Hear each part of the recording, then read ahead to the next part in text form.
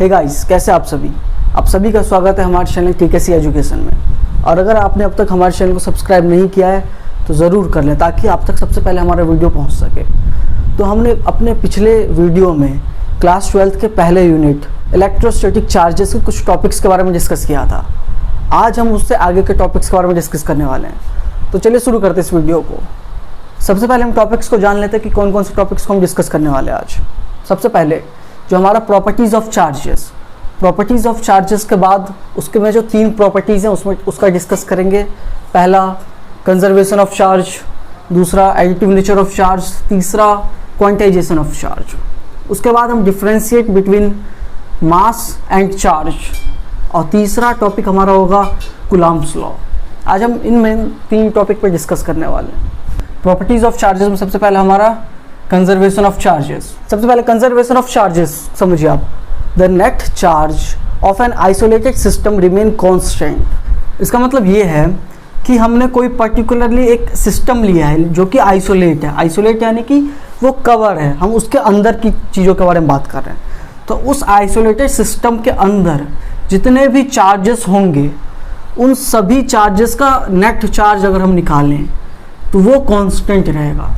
Constant रहने का मतलब है कि जितना था उतना ही रहेगा। अगर उन सभी नेट चार्ज की वैल्यू 5 कूलम्ब है तो 5 कूलम्ब भी रहेगा, जितना भी था उतना ही रहेगा। तो ये हमें बताता है कंजर्वेशन ऑफ चार्ज। अब हम चलते हैं दूसरे हमारे एडिटिव नेचर ऑफ चार्ज। दूसरा जो हमारा property additive nature of charge है वो पहला वाला जो था हमारा कंजर्व चार्जेस, जिसकी डेफिनेशन ये था कि नेट चार्ज किसी भी आइसोलेटेड सिस्टम का कांस्टेंट रहता है। अब हम ये बात करेंगे दूसरे वाले प्रॉपर्टी में कि कितना होता है net. Net charge of an isolated system is the algebraic sum of all charges present in the system. यानी कि उस सिस्टम के अंदर जितने भी चार्जेस होंगे, लेट सपोज हम मान लेते हैं कि प्लस का Q यानी कि 1Q, और इधर होगा प्लस का 2Q मान लेते हैं, इधर है माइनस का 4Q, इधर है प्लस का 7Q। लेट सपोज इतने सारे चार्जेस प्रेजेंट हैं इस सिस्टम के अंदर। तो इस सब का जो अलजेब्रिक सम होगा उस सम को हम नेट चार्ज कहेंगे। यही नेट चार्ज क्या होगा, हमारा एडिटिव नेचर ऑफ चार्ज कहेंगे। जैसे कि जो हमारा इसका नेट चार्ज होगा कितना, लेट सपोज नेट चार्ज को हम कैपिटल Q मानते हैं, तो वो इन सभी का अलजेब्रिक सम। अलजेब्रिक यानी हम जो नॉर्मल सम करते हैं वो विद साइन, जो इसमें माइनस का साइन है तो माइनस का साइन आगे लेंगे। यानी कि पहले प्लस का Q, माइनस का 4Q ले लेते हैं, फिर प्लस का 2Q ले लेते हैं, प्लस का 7Q। अब इन सभी का जब हम सॉल्व करेंगे तो 7, 8, 9, 1, 10, 10Q माइनस का 4Q, 6Q। तो जो इस सिस्टम में नेट चार्ज है वो कितना है, 6Q। अब आपको समझ में आ गया होगा इसका एडिटिव नेचर ऑफ चार्ज किसे कहते हैं। अब हम तीसरा और इम्पोर्टेंट जो इसका प्रॉपर्टी है वह क्वांटाइजेशन ऑफ चार्ज, जिसे समझते हैं। क्वांटाइजेशन ऑफ चार्ज किसे कहते हैं। Charge on any object is always an integral multiple of charge से इलेक्ट्रॉन। यानी कि किसी भी ऑब्जेक्ट पे कितना चार्ज होगा वो हमें क्वांटाइजेशन ऑफ चार्ज बताता है। कितना होगा, इंटीग्रल मल्टीपल ऑफ चार्ज होगा। यानी कि वो जो है किसी रेशनल नंबर या पॉइंट में नहीं होगा, इंटीजर के रूप में होगा। अब हम उसे क्या कहेंगे, इलेक्ट्रॉन कह सकते हैं आप, कि जो हमारा मिनिमम है होगा इलेक्ट्रॉन। इसका देखिए, इसको हम क्या लिख सकते हैं, Q is equal to NA। Q यहाँ पे क्या है, चार्ज, कितना चार्ज होगा, यह है नंबर ऑफ चार्ज।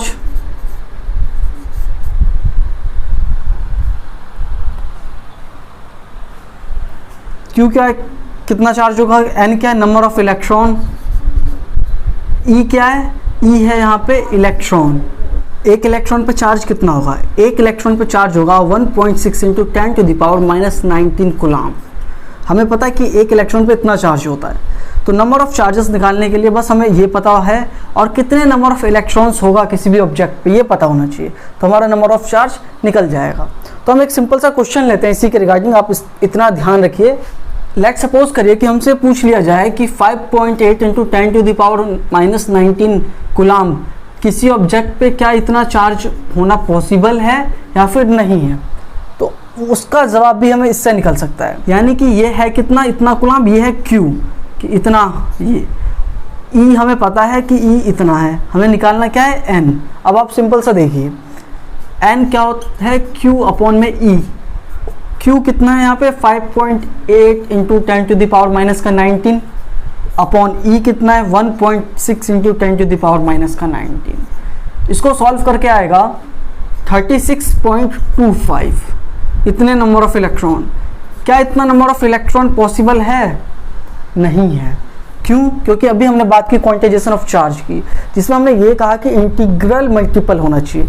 क्या ये इंटीग्रल मल्टीपल है? नहीं। 36.25 ये एक इंटीजर नहीं है, इस वजह से ये जो है नहीं होगा इतना नंबर ऑफ चार्जेस। अब आपको समझ में आ गया होगा कि मैं क्या कहना चाह रहा हूँ। अब हमने प्रॉपर्टीज ऑफ चार्जेस समझ ली, 3 इसके मेन प्रॉपर्टीज थे।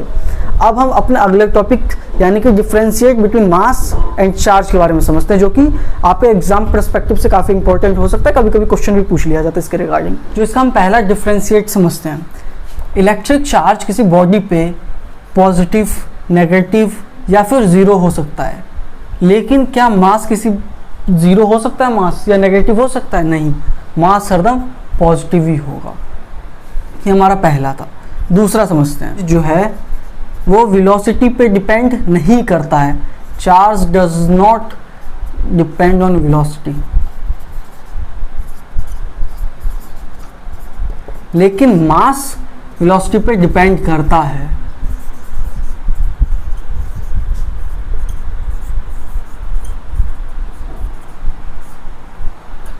चार्ज जो है वो बिना मास के एग्जिस्ट ही नहीं कर सकता। यानी चार्ज होने के लिए पहले कोई ऑब्जेक्ट तो होना चाहिए कि उस पर कितना चार्ज है।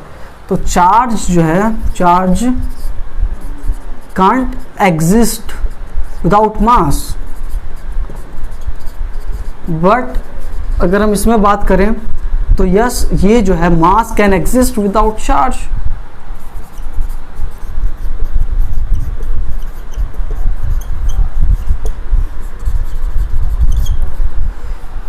अगर चौथा डिफरेंशिएट की बात करें हम, चार्ज जो है वो क्वांटाइज्ड होता है। अभी हमने इसकी प्रॉपर्टी में भी पढ़ा था, चार्ज इज क्वांटाइज्ड।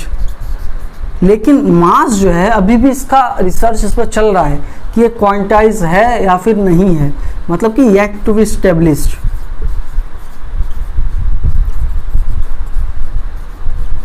ये हमने 4 मेन डिफरेंशिएट आपको बता दिए हैं।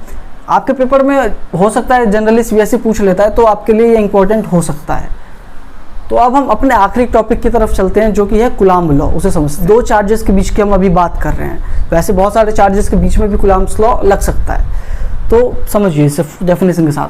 Coulomb law, the force of interactions between 2 charges, यानी किसी भी 2 charge, let's suppose this the charge, this is the charge, इन दोनों चार्ज के बीच का जितना भी फोर्स लगेगा वो किसके डायरेक्टली प्रोपोर्शनल होगा? प्रोडक्ट ऑफ चार्जेस, यानी इन दोनों चार्ज के प्रोडक्ट का, और इन्वर्सली प्रोपोर्शनल होगा square of distance between them. जो डिस्टेंस है ना, लेट्स सपोज x, तो इसका स्क्वायर के इन्वर्सली प्रोपोर्शनल होगा। तो इसको हम कैसे लिख सकते हैं? कूलाम्ब्स लॉ, लेट्स सपोज हम करें फोर्स, ये जो है डायरेक्टली प्रोपोर्शनल है Q1 Q2, let's suppose this is the Q1, this is the Q2।